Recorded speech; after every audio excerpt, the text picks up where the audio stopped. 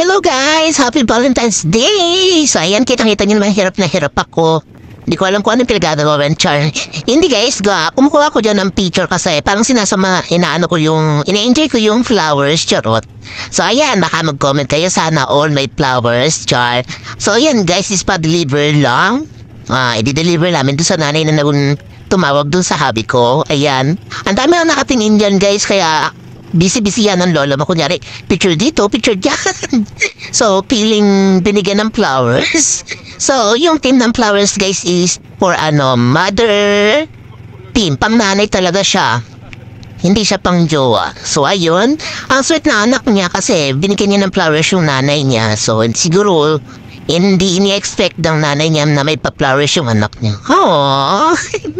So, ayan lang guys.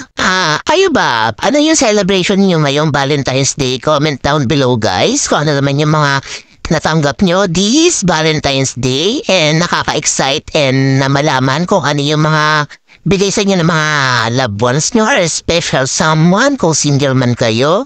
And kung may mga anak man kayo, may mga binigay sa inyo. And i-appreciate natin yan kahit guys, small or big things, ayan, mahal o hindi, basta ang mahalaga is na-appreciate natin yung gift nila. So, ayan, ang dami ko sinasabi dyan, ayan Kasi guys, ang dami nakatingin sa akin, nakala nila sa akin yung flowers, so feeling nila ang haba ng hair ko, or siguro kung hindi ako nakasakay sa tricycle, baka nasa bunutan na ako. So sabi, niloloko nga po dyan na asa ko, sabi niya, ang haba ng hair, sana Hindi nila alam na magdi-deliver lang kami ng flowers. Oo, tagahawak lang ang inyong person.